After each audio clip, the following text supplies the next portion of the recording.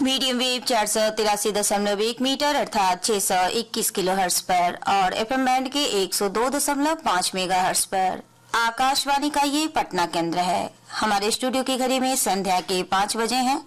हम उपस्थित हैं आज की दूसरी सभा के कार्यक्रमों के साथ। सभा के आरंभ में आइए सुनते हैं समाचार हेडलाइंस।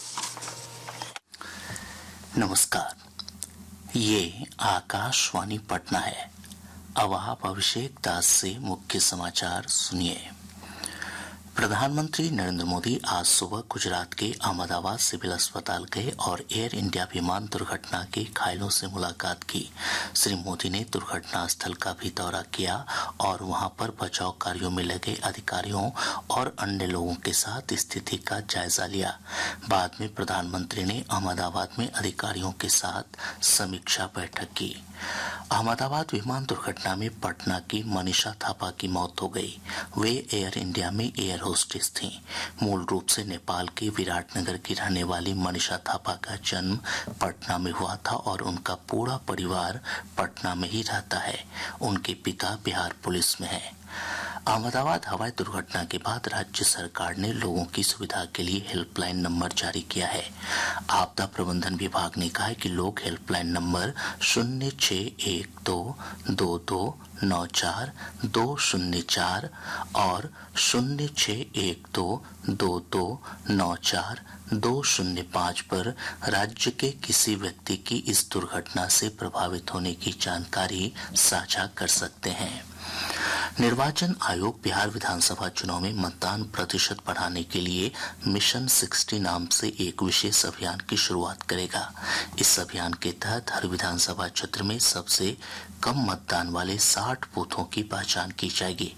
इन केंद्रों पर विशेष प्रयास के जरिए मतदान प्रतिशत को 66% तक पहुंचाने का लक्ष्य है। मुख्यमंत्री नीतीश कुमार ने आज पटना में आयोजित कार्यक्रम से सामाजिक सुरक्षा पेंशन योजना और मुख्यमंत्री कन्या उत्थान योजना के लाभार्थियों के बैंक खाते में डीबीटी के माध्यम से 271 करोड़ 15 लाख रुपए अंतरित किए। पूरा प्रदेश भीषण गर्मी की चपेट में है। आज राज्य के दक्षिणी हिस्सों में अधिकांश जगहों पर गर्म दिवस की स्थिति बनी हुई है। मुख्य समाचार समाप्त हुए।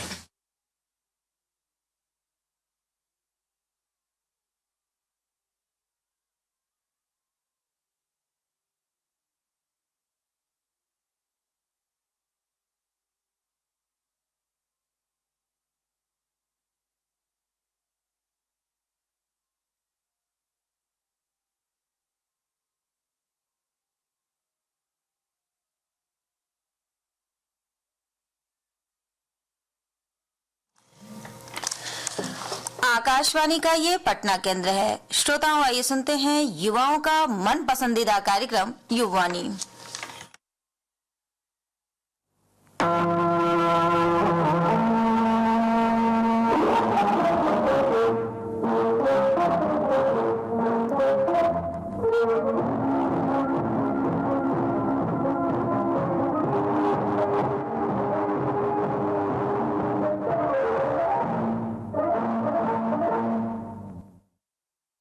बड़े इरादों का घर है बनाना, तो बाबू रवि किशन से ये किस्सा सुन के जाना।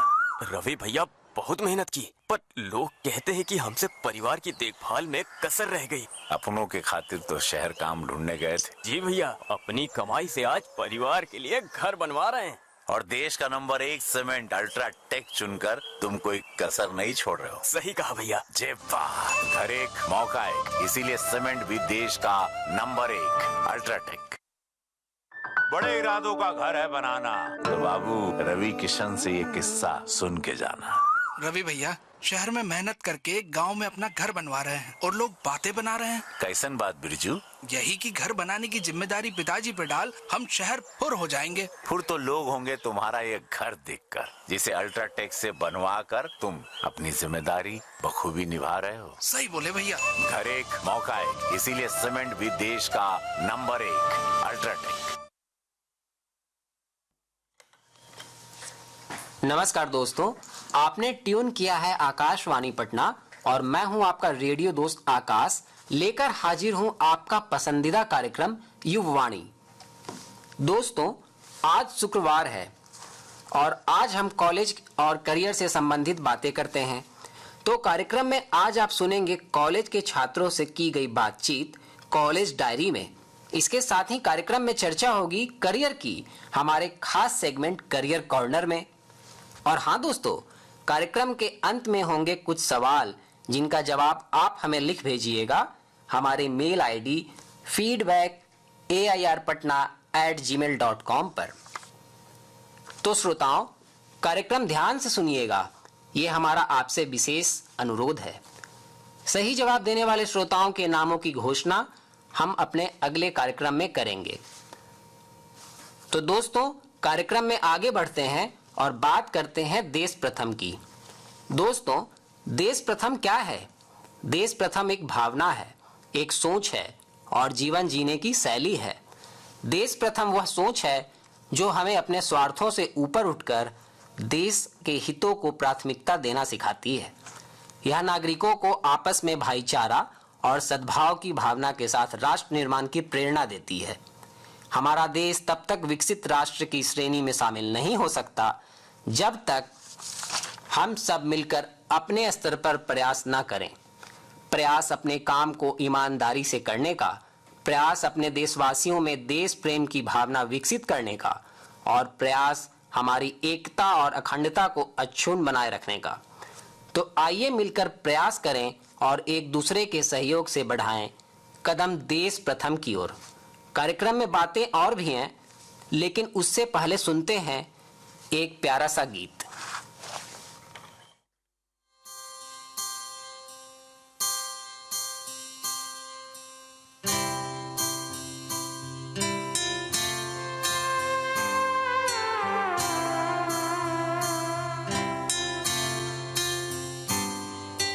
भारत हमको जान से प्यारा है, सबसे न्यारा गुलिस्तां हमारा है।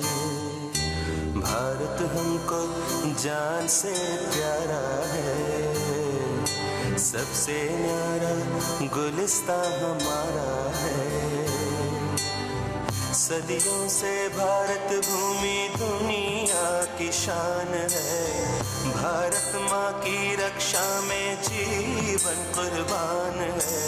भारत हमको जान से प्यारा है, सबसे न्यारा गुलिस्तां हमारा है।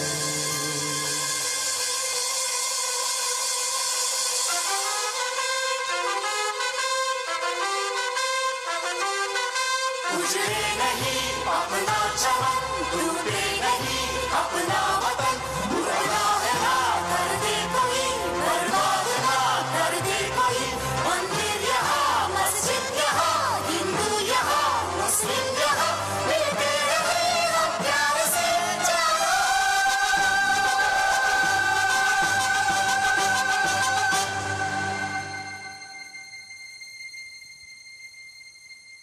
हिंदुस्तानी नाम हमारा है, सबसे प्यारा देश हमारा है। हिंदुस्तानी नाम हमारा है, सबसे प्यारा देश हमारा है।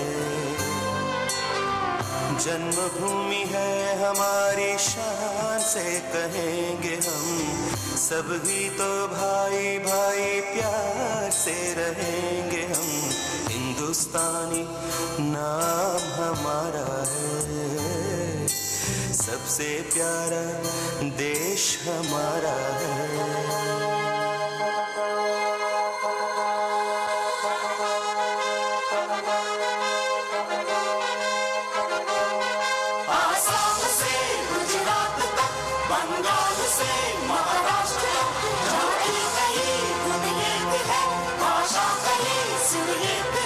कश्मीर से मद्रास तक कह दो सभी हम एक हैं, आवाज दो हम एक हैं, जागो।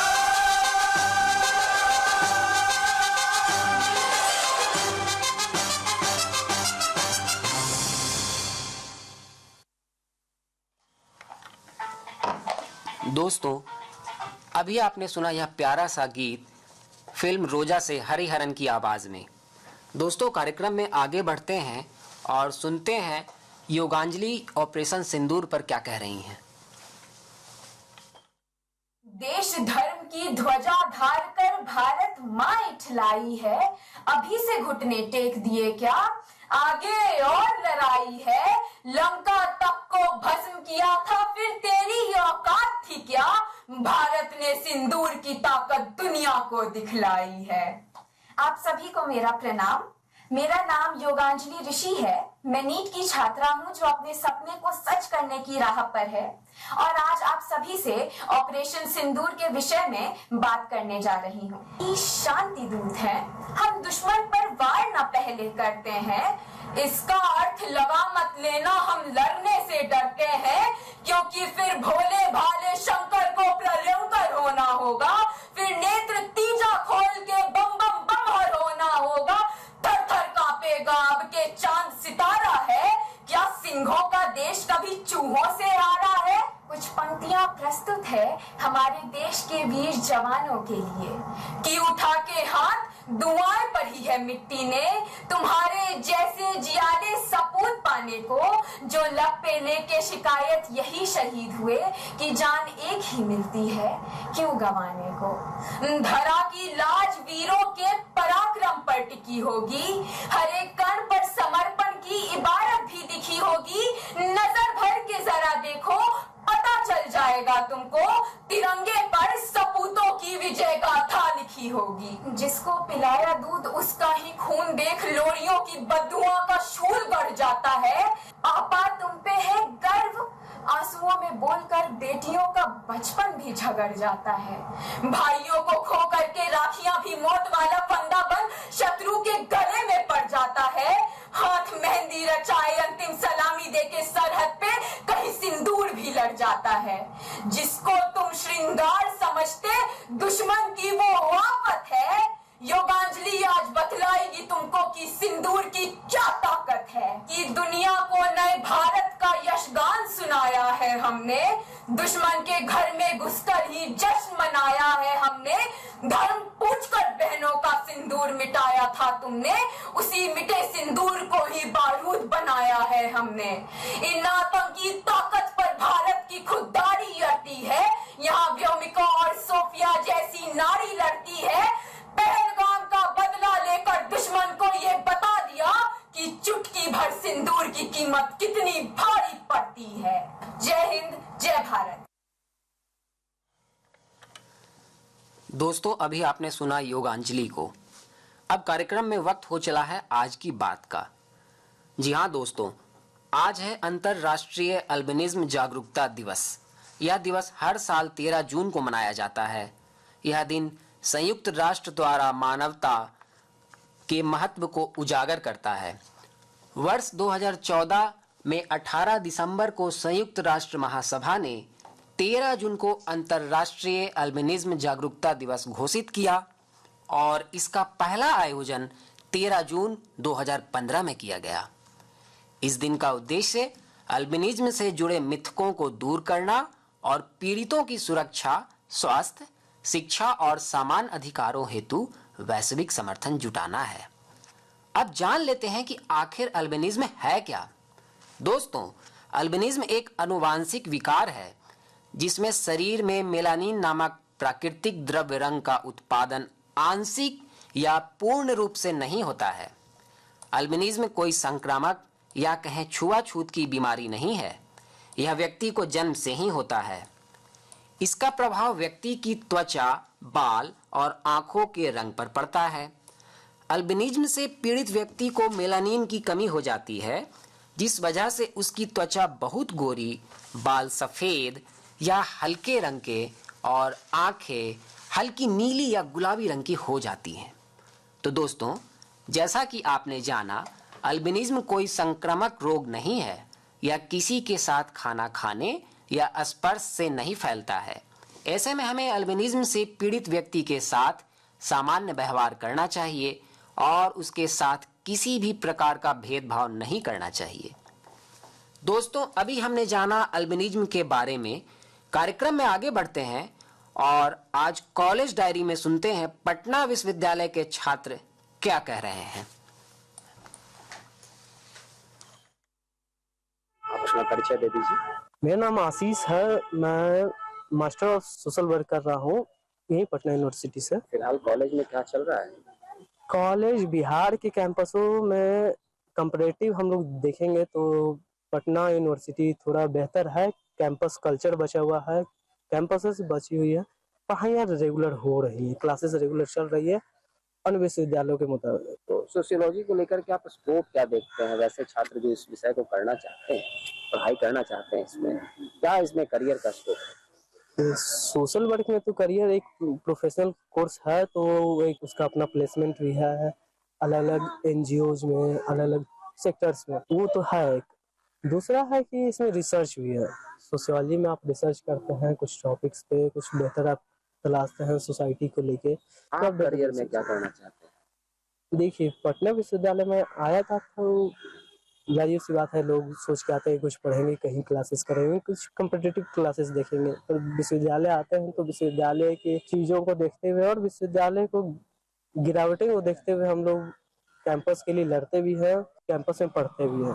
तो बिल्कुल पढ़ाई चल रही है, हमारा रिसर्च भी चलेगा, मास्टर से भी कर रहा हूँ, रिसर्च की तरफ बढ़ूंगा, यही है हमारा करियर। सबसे पहले आप अपना परिचय दीजिए। मेरा नाम आदर्श गुप्ता है। हम ज्योग्राफी डिपार्टमेंट से सेकंड ईयर के स्टूडेंट, जो कि हम जानते हैं कि हम आए थे 23-27 बैच के हैं और हम शुरू से में आए थे तो यहाँ का माहौल एडमिशन कराने के तौर पे आए थे और एडमिशन का प्रोसेस भी बहुत ईजी है। आइए, कोई दिक्कत नहीं है, ऑनलाइन सब देख लीजिए रिगार्डिंग रूल एंड रेगुलेशन और अपना एडमिशन करा सकते हैं। कॉलेज का माहौल कैसा है? वैसे विद्यार्थी जो इसमें एडमिशन लेना चाहते हैं उनसे क्या कहें? कॉलेज का माहौल ठीक है, आप एडमिशन के कोई दिक्कत नहीं है। यहाँ पे बहुत सारे स्टूडेंट आते हैं जो कि अपना एडमिशन कराते हैं और बहुत अच्छे विद्यार्थी निकलते हैं। बहुत यहाँ पे दूर दूर विद्यार्थी जाते हैं, क्योंकि हम देखते हैं कि यार कोई भी मतलब माहौल बाहर बिगाड़ जाते हैं कि ये है वो है, लेकिन नहीं, आप अंदर आके पता कीजिए अंदर में हो क्या रहा है। अंदर आइएगा पता चलेगा कि माहौल कैसा है, पढ़ाई कैसा हो रहा है। यहाँ पे सब कोई परमानेंट टीचर है, गेस्ट में कोई तो नहीं है। कभी थोड़ा प्रोफेसर का भी थोड़ा दिक्कत चला तो अभी कोई 1-2 होगा गेस्ट, लेकिन अभी परमानेंट टीचर ज्यादा है। करियर में आप आगे क्या करें? मेरा करियर यही है कि हम आगे अगर इस लाइन में जाना चाहते हैं, स्टडी की लाइन में, तो हम नेट का क्लियर करेंगे, PhD जो भी है JF निकाल के आगे प्रोफेसर का ही स्कोप है। सबसे पहले आप। नमस्कार, मेरा नाम अदिति सिंह है और मैं पटना कॉलेज की काउंसिलर हूँ। तो मैं समाज शास्त्र विभाग से आती हूँ और 3rd ईयर की छात्रा हूँ। यहाँ के अगर शिक्षा के बारे में बात की जाए तो शिक्षा तो यहाँ की उच्च कोटि की है। इसे हम पटना विश्वविद्यालय को पूर्व का ऑक्सफोर्ड भी कहा जाता है। यहाँ की शिक्षा और यहाँ के शिक्षक बहुत ही प्रेम भाव से पढ़ाते हैं और व्यवस्था की बात की जाए तो थोड़ा सा यहाँ सुधार की आवश्यकता है, सरकार को यहाँ थोड़ा ध्यान देने की जरूरत। लेकिन बाकी यहाँ की अगर शिक्षा की बात की जाए तो वो तो बहुत ही बेहतर है और पटना कॉलेज की हूँ मैं, तो बाकी कॉलेज से मैं यहाँ की शिक्षा को बहुत प्रेफर करती हूँ। तो क्या कहेंगे स्टूडेंट्स जो इस कॉलेज में आकर पढ़ना चाहते हैं? आपने समाज शास्त्र की बात की, डिपार्टमेंट कैसा है आपका? समाज शास्त्र विभाग को मैं एक पूरे कॉलेज में बहुत अच्छा मानती हूँ क्योंकि यहाँ के फैकल्टीज बहुत ही बेटर है और अगर स्टूडेंट आके पढ़ना चाहता है तो उसके लिए स्कोप भी है। यहाँ इस तरीके से पढ़ाया जाता है कि वो सिर्फ कॉलेज लेवल पे ही नहीं, आपको बाहर भी इससे काम आपको हो पाता है। यूपीएससी के स्टूडेंट हो, बीपीएससी के हो, मतलब हर चीज में ये सब्जेक्ट आपके लिए बेटर है। जी हाँ दोस्तों, पटना विश्वविद्यालय का इतिहास गौरवशाली रहा है।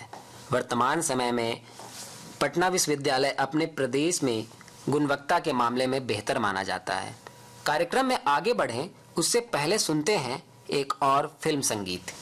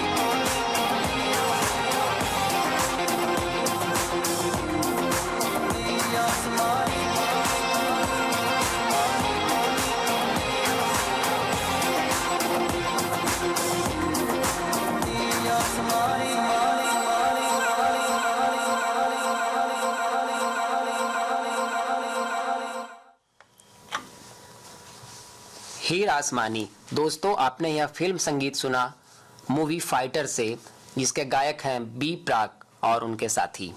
दोस्तों, वक्त हो चला है कार्यक्रम में करियर कॉर्नर का। करियर कॉर्नर में आज हम सुनते हैं मीडिया एडुकेटर रचना सिंह से की गई खास बातचीत। सबसे पहले मैम, मेरा आपसे सवाल होगा कि अभी मास कम्युनिकेशन जो स्टूडेंट्स कर रहे हैं उनके लिए करियर अपॉर्चुनिटीज क्या है, और खास करके डिजिटल का जमाना आ गया है, तो डिजिटल में क्या आप देखती हैं? जी, मुझे ऐसा लगता है कि जर्नलिज्म जो है या मास कम्युनिकेशन जो है, ये दोनों सब्जेक्ट ये अपने आप में बहुत इवॉल्व किया है ये सब्जेक्ट समय के साथ। और चूंकि समय के साथ जब चीजें इवॉल्व होती हैं तो उसमें बहुत सारी चीजें, नई चीजें, तकनीक जो है खास करके वो ऐड हो जाता है। तो जैसा कि आप जानते हैं कि हम प्रिंट की बात करते हैं, इलेक्ट्रॉनिक में हम रेडियो की बात करते हैं, टेलीविजन की बात करते हैं, सिनेमा की बात करते हैं, और उसके बाद एक और मीडियम आया जिसको हम वेब के नाम से जानते हैं। वेब और या इंटरनेट या डिजिटल मीडिया, कई सारे उसके अलग अलग नाम हैं। ये ई मीडिया के भी नाम से हम उसे जानते हैं। तो डिजिटल के आने की वजह से चीजें बहुत बदल गई, और बदली इस सेंस में कि सारे मीडियम्स जो थे, जो जिनको हम ट्रेडिशनल भी कह रहे थे कभी, वो सारे मीडियम्स बदल गए। ऑल्दो ट्रेडिशनल मीडियम बिल्कुल अलग होता है, हम जब प्रिंट की बात करते हैं तो मॉडर्न मीडियम से ही शुरू करते हैं, लेकिन उसी मॉडर्न मीडियम में एक और नया जंप लिया, आप इसे ऐसे समझ सकते हैं, और हम डिजिटल की तरफ बढ़े। तो अगर आप प्रिंट की भी बात करते हैं तो प्रिंट ने भी अपने आप को बहुत बदला है समय के साथ। जैसे उसके ई संस्करण यानी ई एडिशंस आने शुरू हुए, अब वो सोशल मीडिया पर काफी एक्टिव है, उसका एक डिजिटल प्लेटफॉर्म प्रिंट का हो गया है। तो प्रिंट में भी अब स्कोप आपके पास बहुत है।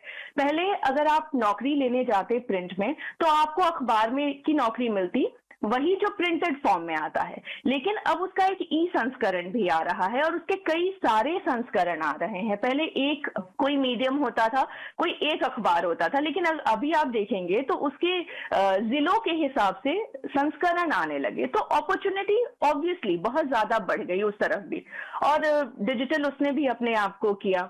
तो क्या ये कहना सही होगा कि आगे जो भविष्य है वो डिजिटल का है, प्रिंट खत्म होने वाला है? नहीं, हम ऐसा बिल्कुल भी नहीं कह सकते हैं, क्योंकि एक जो फीलिंग है जब हाथ में आप कोई चीज लेकर के पढ़ते हैं, उसकी फीलिंग ही बहुत अलग होती है। जैसे कई सारे स्कॉलर्स ने ये दावा किया था 2025-30 आते आते तक अखबार जो है वो कंप्लीटली बंद हो जाएगा, यानी वो प्रिंटेड फॉर्म में नहीं आएगा। लेकिन देखिए वो अभी भी टिका हुआ है और वो आगे आने वाले समय में भी टिका रहेगा, क्योंकि एक पढ़ने की जो पद्धति है खास करके हमारे भारत में, वहां हम उस पद्धति में अभी भी हैं, हम उससे बाहर नहीं निकले हैं अभी तक। तो और हमारी जो मेजॉरिटी पॉपुलेशन है वो अभी भी वैसे ही पढ़ रही है, सबके पास इंटरनेट अभी भी नहीं है। ऑल्दो कोशिश सरकार अपने तरफ से बहुत कर रही है, लेकिन आपको भी पता है कि हर व्यक्ति के पास इंटरनेट उस तरीके से नहीं है। जब हम कह रहे हैं कि हम डिजिटल पे कंप्लीटली आ जाएंगे, दैट मीन्स कि हमको इंटरनेट सबको देना होगा, सबको मतलब 140 करोड़ की पॉपुलेशन को देना होगा। तो अभी हम उस तक नहीं पहुंच पाए हैं। तो प्रिंट जो है अभी लंबे समय तक रहने वाला है। जहां तक बात रेडियो या टेलीविजन की भी आती है, तो आप वहां भी देखेंगे कि वहां भी डिजिटल करण जो हुआ है, डिजिटाइजेशन जो है वो वहां भी आपको समझ में आता है। और वो इस तरीके से आता है कि अब रेडियो को लोग एप्स के माध्यम से सुन रहे हैं, सैटेलाइट रेडियोज आ गए हैं, वेब रेडियो आ गया है, और उसके माध्यम से रेडियो जिसकी पहले से ही ये बात हम करते हैं हमेशा से कि ये मीडियम जो है इसकी 99% रीच है वर्ल्ड वाइड। तो आप देखिए कि वर्ल्ड वाइड जिसकी ऑलरेडी 99% रीच थी, उसने डिजिटल पर आकर के अपने आप को और फैलाया, उसका दायरा जो है वो और आगे बढ़ते चला गया। सेम अगर आप टेलीविजन की भी बात करेंगे तो वहां भी आपको दिखता है कि सारे टेलीविजन चैनल्स या बड़े मीडिया हाउसेज ने OTT प्लेटफॉर्म शुरू कर लिया। उसके अलावा अगर आप देखेंगे तो उसने अपना YouTube शुरू कर लिया, तो वो भी अपने आप को डिजिटल पर लेकर के आ रहे हैं। क्योंकि ये तो बात हो ही गई कि अब टेलीविजन को लोग घर में बैठ के उस तरीके से नहीं देख रहे हैं, वो टेलीविजन को कहीं भी राह चलते हुए भी देख रहे हैं। तो ऑब्वियसली वो मोबाइल के माध्यम से देख रहे हैं, एप्स के माध्यम से देख रहे हैं। ठीक है मैम, तो ये कहना सही होगा कि भविष्य डिजिटल का जरूर है, लेकिन प्रिंट भी अभी साथ साथ चलेगा।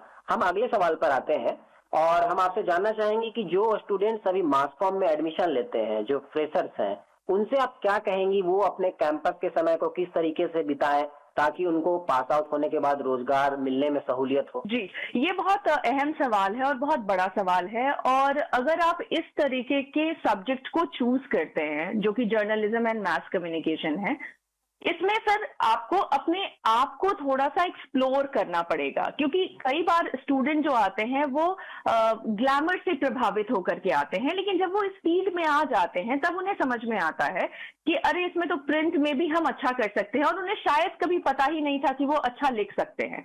लेकिन जब वो इस मीडियम में आते हैं तो उन्हें लगता है कि वो अच्छा लिख सकते हैं, वो अच्छा वीडियो एडिट कर सकते हैं, वो बेहतर कंटेंट क्रिएटर बन सकते हैं, उसके अलावा वो प्रोडक्शन में अच्छा कर सकते हैं, उनकी टेक्निकल स्किल्स बहुत अच्छी हैं, वो उस तरफ अच्छा कर सकते हैं।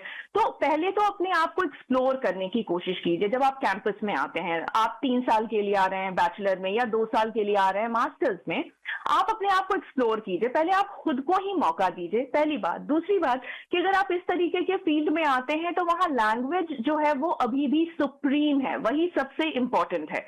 लैंग्वेज पर कमांड बहुत जरूरी है।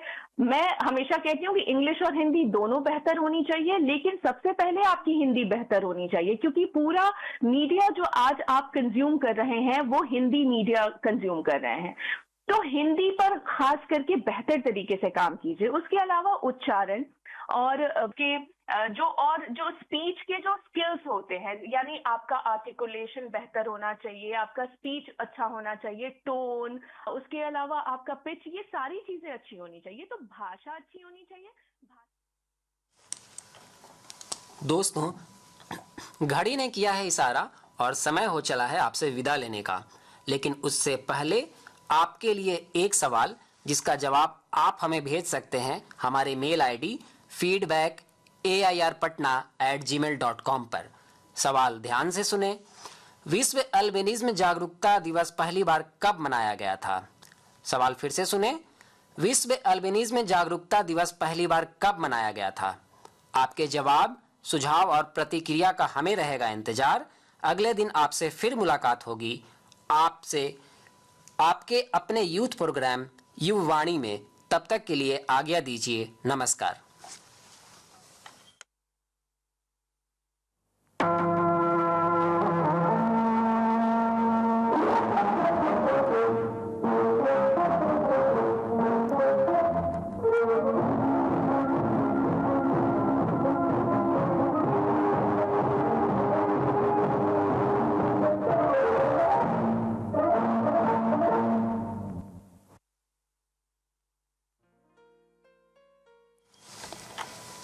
युववाणी।